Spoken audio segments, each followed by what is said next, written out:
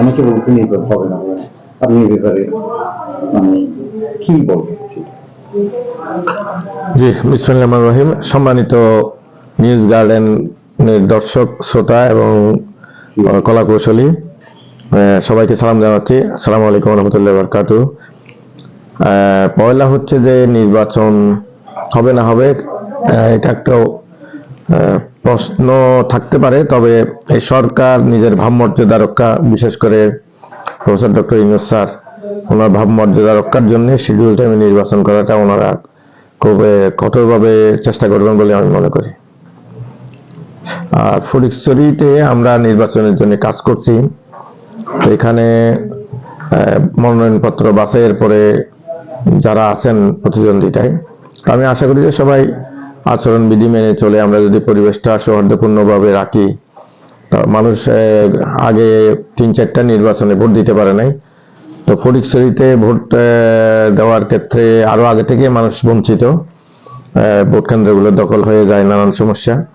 তো আশা করি এবারে সেই পরিবেশটা থাকবে না, ইনশাল্লাহ সবাই মুখিয়ে আছে ভোট দেওয়ার জন্য এবং উৎসব মুখর পরিবেশে ভোট প্রদান করবে জনগণ।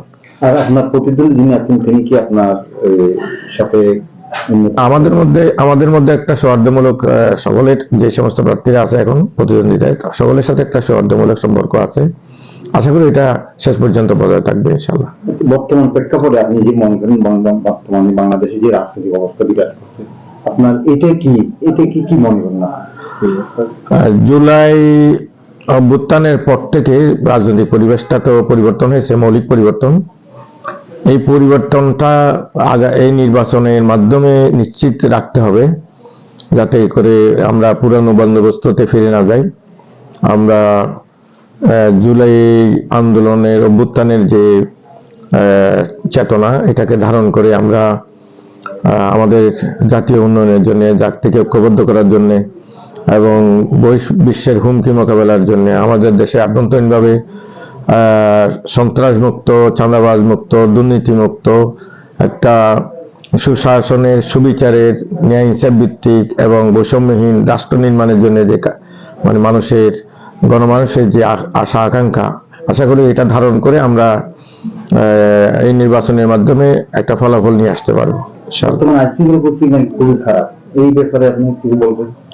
আইন শৃঙ্খলা পরিস্থিতি নিয়ে খুবই উদ্বেগ আছে, যেহেতু আইন শৃঙ্খলা বাহিনী একটা ভঙ্গুর একটা পরিস্থিতিতে চলে গিয়েছিল। তারা পুনর্গঠন করার চেষ্টা করছেন এবং আশা করি যে তারা তাদের সক্ষমতা দেখিয়ে একটা দৃশ্যমান একটা অবস্থা তৈরি করবেন, যাতে করে সবার মধ্যে আস্থা ফিরে আসে। তো সব প্রার্থীরা উদ্বিগ্ন, নির্বাচনী কার্যক্রমের সাথে যে সমস্ত নেতাকর্মীরা জড়িত তারা উদ্বিগ্ন। অস্ত্র উদ্ধারটা খুব জরুরি এবং দৃশ্যমানভাবে অস্ত্র উদ্ধার করতে হবে। আমাদের এখানে আগে থেকেই অবৈধ অস্ত্রের সরাসরি আছে, এর বাইরে সীমান্ত দিয়ে এখন অস্ত্র প্রবেশের বিভিন্ন তথ্য বা বিভিন্ন অভিযোগ শোনা যাচ্ছে। বিভিন্ন সময় জুলাই অভ্যুত্থানের সময় বিভিন্ন থানার অস্ত্র লুট হয়েছে, সেগুলো উদ্ধার হয়নি। সব মিলিয়ে একটা উদ্বেগজনক পরিস্থিতি বিরাজ করছে। আশা করি আইন শৃঙ্খলা বাহিনী যৌথভাবে এই বিষয়টার দিকে, মানে মানুষের যে উদ্বেগ, এটা দূর করার জন্য ওনারা দৃশ্যমানভাবে চেষ্টা করবেন। ধন্যবাদ, আজকে আপনি আমাদেরকে সময় দিয়ে জি, আপনাদেরকেও ধন্যবাদ জানাচ্ছি, নিউজ গার্ডেন এবং সিএল টিভি।